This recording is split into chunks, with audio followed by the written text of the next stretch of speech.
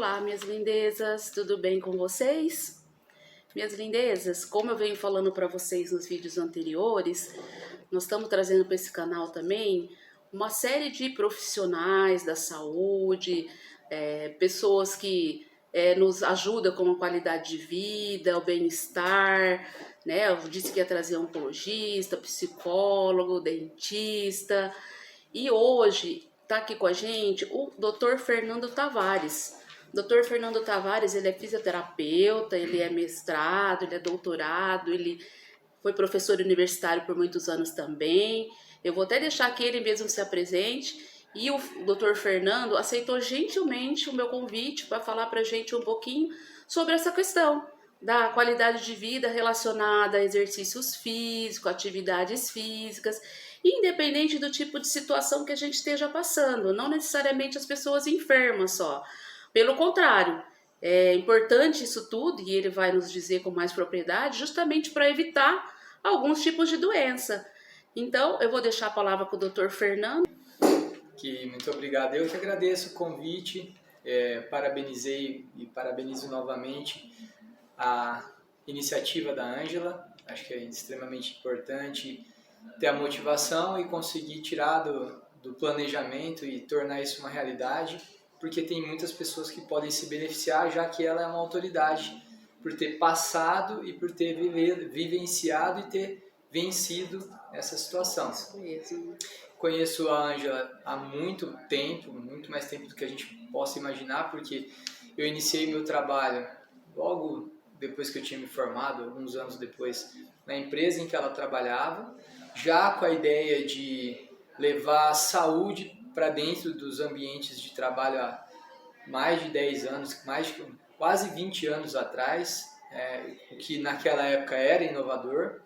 E hoje a gente está aqui para falar, o início, né, do convite veio na associação da minha imagem como profissional com o exercício e, consequentemente, com saúde. E é uma associação excelente, é a realidade, é a associação mais conhecida entre profissionais de saúde de ordem física, como, por exemplo, o fisioterapeuta, o educador físico, e em relação ao exercício que ele pode proporcionar de benefício para a saúde. Então, assim, você quer falar alguma coisa? Não, eu ia falar que é isso mesmo, né? A importância do exercício físico e atividades físicas como um todo na vida da gente, né? E o Dr. Fernando realmente, a gente se conhece há bastante tempo e tudo que ele faz, assim, sempre que a gente teve a possibilidade de estar junto, ele faz com bastante competência, né? Com bastante carinho pelo que faz e traz pra gente, assim, sempre esse ensinamento, né? Que é importante a gente absorver e aplicar na nossa vida, né, doutor? Eu vou tentar me apresentar de uma forma resumida para fazer sentido nas coisas que eu vou falar daqui para frente. Como ela disse, eu sou fisioterapeuta, eu sou formado acho que há 17 anos no momento em que esse vídeo está sendo gravado. E eu tenho algumas especializações, a última delas é o mestrado na Faculdade de Medicina de Ribeirão Preto. E eu sou membro da Sociedade Brasileira para Estudo da Dor, que é o capítulo nacional da International Association for Study of Pain, que é o mundial. Então nós somos, essa sociedade representa a sociedade mundial que está dedicada ao estudo da dor. E o meu trabalho hoje, a gente está gravando esse vídeo, ele foi todo planejado para esse tipo de condição, de cronicidade, geralmente. Existem sim pessoas que estão acometidas por traumas agudos, geralmente relacionados ao esporte, mas que são pessoas que estão ativas, mas no geral são as pessoas crônicas, aquelas que já arrastam algum tipo de condição há muito tempo.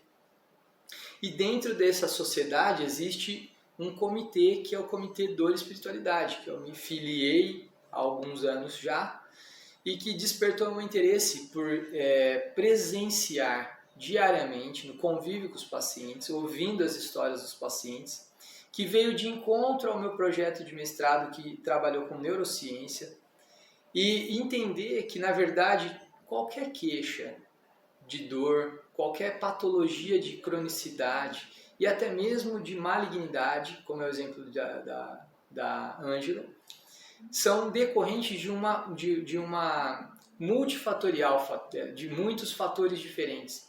E a gente sempre tem eu convivo com isso diariamente, e as pessoas terem uma associação direta. Eu preciso fazer uma associação direta que explique o que está acontecendo.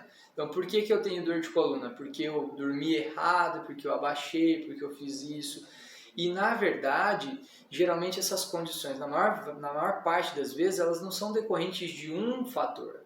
Elas são decorrentes de vários fatores que culminaram naquela queixa principal em um determinado ponto da vida. E isso foi, de alguma forma, conduzido por outras circunstâncias que levaram àquele momento o acontecimento.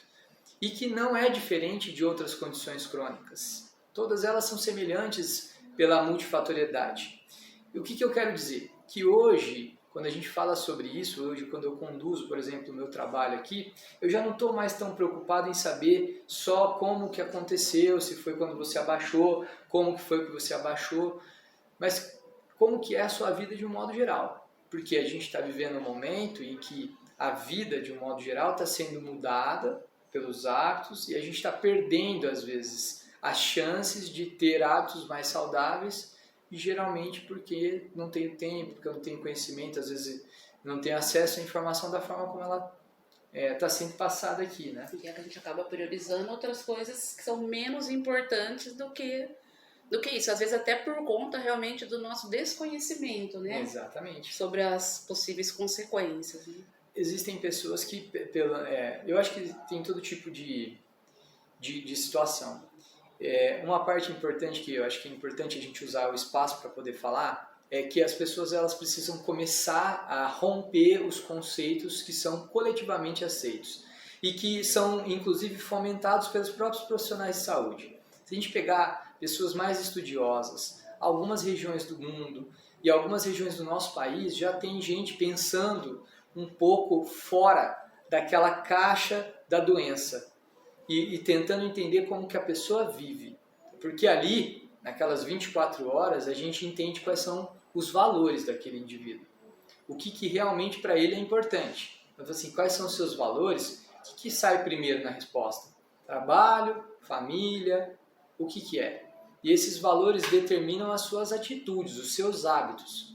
E eu acredito que muita gente, de forma inconsciente, as pessoas estão vivendo na superficialidade e estão deixando de contemplar aspectos que são muito importantes da sua própria vida, da relação social com os seus pares. Os primeiros de primeira linha, como familiares, os de segunda linha, como amigos, e assim vai.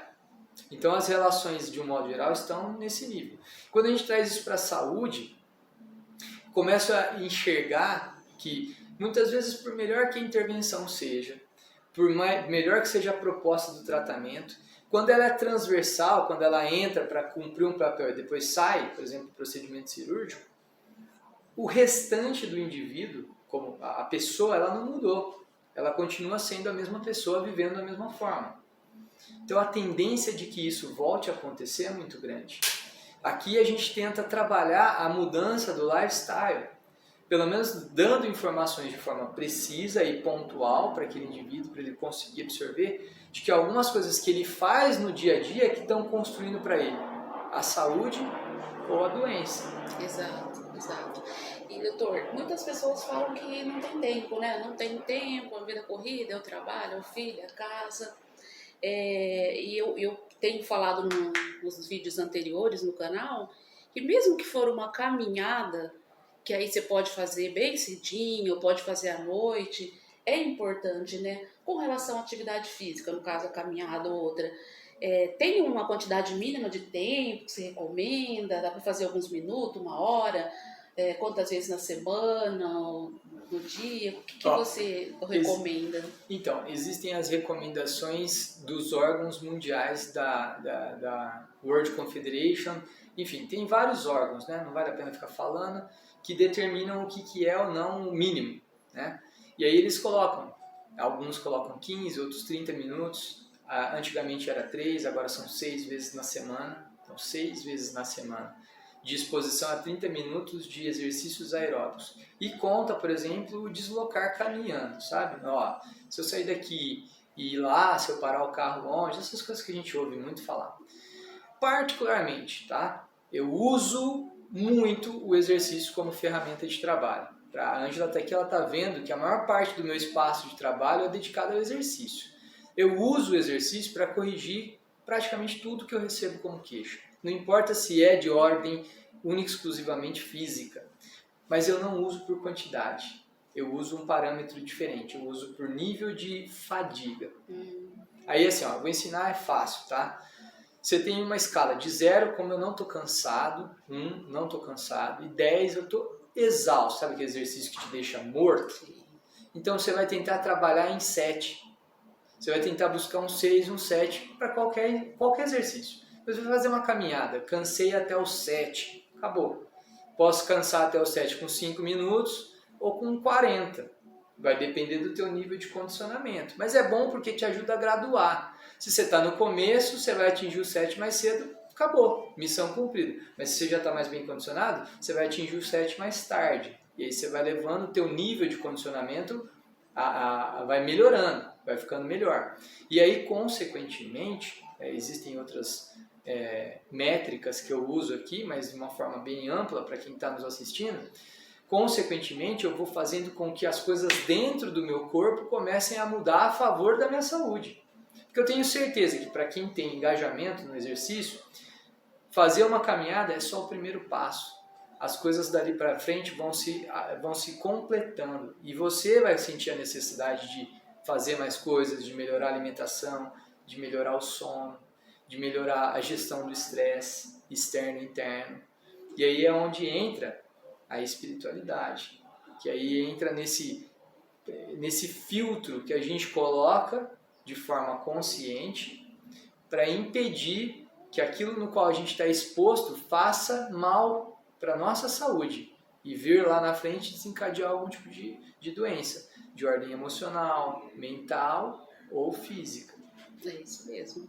Eu particularmente, doutor, quando eu caminho, eu me sinto muito bem, sabe? Eu tenho feito caminhada todo dia de manhã e eu gosto muito de caminhar também na natureza. Sim. Eu disse num dos vídeos assim que parece que a gente renova, né, as energias, troca nossas energias que não estão boas, tá lá cansada, né, com a energia da natureza, do verde. Particularmente me faz muito bem e eu não abro mão da caminhada. Eu gosto muito de caminhar. Você está fazendo 2 exercícios num único período. Você está associando exercício físico, fazendo o seu corpo se movimentar, e você está fazendo um exercício de higiene mental. Que a gente tem um movimento moderno que chama Mindfulness, que ele te leva a ter a experiência ao máximo daquele momento que você está vivendo, sem se distrair. Né? Porque às vezes você está fazendo exercício físico focado em atenção em uma outra coisa. Não está errado, não é uma questão de julgamento, mas se você consegue fazer contemplação de outros aspectos e manter sua mente vazia, você está conseguindo mais de um benefício que o exercício pode. 2 benefícios, mais benefícios do que você realmente tem por conta do tempo que você está dedicando a isso. Hoje é muito difícil, porque a nossa atenção hoje ela é disputada por muita coisa. É verdade. É verdade, muita coisa na cabeça, a gente fica enquanto caminha. Pensamento acelerado. Então, isso são coisas do século do século presente, da idade moderna que a gente está vivendo aqui, esse tempo em que a gente não tem mais tempo livre. Todo o tempo é dedicado a estar fazendo alguma coisa. O tempo que antes obrigatoriamente a pessoa não fazia nada, hoje ela está sempre com o telefone na mão, ela está sempre respondendo alguma coisa. Então o expediente ele começa mais cedo, termina mais tarde, às vezes ele já não tem mais diferença entre os limites do começo e do final. Exatamente. Você está em casa na cama, você está respondendo uma mensagem, está andando, você está respondendo um e-mail, você está checando, você está vendo, Então isso é uma coisa muito ruim. É necessário, mas tem que ter um equilíbrio. Precisa ter um equilíbrio mesmo. Doutora, a gente ouve falar também que a natação, né, é um exercício bem completo, assim, que abrange assim, várias partes do nosso corpo e traz bastante benefícios também, né? Sim. Dentre todos os vários, seja caminhada, seja academia, seja exercícios físicos, a natação também é um exercício que traz esses benefícios, né, pra gente. Hoje a gente vive, cientificamente falando, um momento em que o nível de complexidade do exercício, ele tá assim, a gente consegue ter especificidade. de qual exercício é melhor para qual finalidade. Então, qual é o objetivo? Tá? Se é se movimentar, tudo vale. Quando eu vou fazer, por exemplo, o encaminhamento de um paciente final de tratamento para um exercício, eu sempre procuro levar em consideração a facilidade, primeiro, as preferências dessa pessoa. O que você não suporta fazer e o que você gosta de fazer. Dá prazer também, né? Exatamente. O que você gosta menos, para quem não gosta de nada. Esse é o primeiro ponto. Segundo, o que é viável, o que está fácil. Não adianta você fazer uma coisa que é legal, mas é impossível de ser realizada, porque está fora do seu acesso comum. Então tem que ser prático, porque é uma coisa para você fazer 2, 3 vezes, às vezes todos os dias da semana. Então tem que ser fácil. E você tem que se propor algo que você consiga cumprir para não ter frustração. Então, todos os exercícios que são feitos levando em consideração esse tipo de critério, eles vão durar bastante tempo. Então vai dar certo, vai dar resultado. Traz benefício, vai ser bom. Ai, que bom. Doutor, e com relação a até sua especialização relacionada à dor, toda essa forma, né, da gente viver, fazendo exercício, caminhada, cuidando do corpo, ele minimiza ou evita, com certeza, vários tipos de dores, né, do nosso corpo. Não é só tratar quando a dor já está presente, né? Ele é preventivo, né? Todo esse tipo de exercícios, assim, é uma prevenção para a dor. Eu vi uma matéria sua até que fala um pouquinho da questão da dor e do medicamento que a gente toma para conter a dor. Eu tô com dor nas costas, vou lá tomar um analgésico. Eu tô com dor no pé, tomo um analgésico. E assim vou tomando e muitas vezes a gente nem se preocupa em buscar uma ajuda profissional, um médico para saber que tipo, ou fisioterapeuta, ou uma academia, enfim. É importante, né, a gente ter essa qualidade de vida para evitar assim, a dor e, consequentemente, não ficar vivendo só a base de medicação para cortar a dor, né? Eu queria que você me falasse um pouco disso também. Eu não vou lembrar com exatidão, mas eu lembro do texto, mas eu lembro que foi um artigo que foi publicado nos Estados Unidos por conta de uma iniciativa do governo federal, porque os números de um ano antes, se eu não estiver enganado, foi 2018, foi publicado em 2019, sobre 2018, os números de morte por uso indiscriminado de opioides e de analgésicos tinha superado o número de suicídios. Nossa, e o número de suicídios é alto, né? Então, a gente já imagina. Então, assim, isso, se eu não estiver enganado, foi essa associação que foi comentada. Eu publiquei transcrições que são assustadoras. E lá nos Estados Unidos eles começaram a ter um controle muitíssimo mais rigoroso do que hoje a gente tem aqui no Brasil. Porque o uso é indiscriminado. Porque é um atalho. Então cria dependência porque é químico. E é de fácil acesso, baixo custo e que teoricamente resolve o problema. Mas resolve momentaneamente e cria um problema maior no médio e longo prazo. Fora os efeitos colaterais que podem chegar até a própria morte. Então, é uma forma que eu tenho de levantar a bandeira de que a gente não resolve nenhum tipo de problema com intervenções que sejam pontuais. Hoje, o melhor tratamento é o que leva em consideração lifestyle. Já foi publicado num artigo, numa revista extremamente respeitada no mundo, que quando ela publica alguma coisa, o mundo inteiro para ouvir, dizendo que, por exemplo, doenças como câncer não são de ordem genética apenas, mas que eles podem ser potencializados pelo estilo de vida. Ou seja, o que é traduzindo isso? Todo mundo tem a tendência a desenvolver, mas o que vai definir se vai ou não acontecer é a forma como você viveu os anos anteriores. Isso leva em consideração a forma como você se alimentou, a forma como você geriu o estresse, se você fez não exercícios físicos e como você fez, se você dormiu bem ou não dormiu bem, não fala em quantidade de horas, mas em qualidade de sono. Então tudo isso parece muito simples de ser feito, mas que na verdade a maioria das pessoas negligencia. Exatamente. Eu falei num dos vídeos, eu ouvi uma frase nesse período do meu tratamento, realmente sobre a genética. A frase era mais ou menos assim: a genética pode ser uma arma e o nosso estilo de vida é o gatilho. É o gatilho. Exatamente. Então é bem isso, viu, doutor? Total isso. O nosso trabalho aqui lida com doenças crônicas não malignas, mas não é diferente. nem a forma como elas se manifestam é diferente. Então a gente, por consciência, eu vivo e eu faço o possível para conseguir viver de uma forma a atender os critérios que eu passo para os meus pacientes, e eu sei o quão desafiador porque é praticamente ir na contramão do que o mundo faz. Mas é o jeito que a gente tem de deixar isso cada vez mais distante de nós. De empurrar, rever o que realmente vale a pena e empurrar para longe esse tipo de doença. E, doutor, com relação à questão comportamental, né, estilo de vida, e até mesmo da questão da espiritualidade que a gente estava conversando, né? Sim. Isso, alguns comportamentos, algumas mágoas, alguns rancores que a gente guarda, isso pode trazer também males para a nossa saúde, para o nosso corpo, né? Muito, muito. Assim, para quem entendam por espiritualidade, não religiosidade, são coisas diferentes, não são rituais espirituais. É o fato de ter um estudo que foi publicado o ano passado, se eu não me engano, em setembro, por Harvard, em que eles compararam por uma metodologia extremamente moderna aspectos relacionados a alguns tipos de doença e espiritualidade, como se o circuito de funcionamento do cérebro tivesse correlação. Essas estruturas têm multifunções, multitarefas, e as mesmas estruturas que funcionam de forma errada para algumas doenças são os mesmos que estão relacionados a níveis de espiritualidade maior ou menor. E aí entenda por espiritualidade, às vezes, a facilidade de compreender e de facilitar, por exemplo, perdão.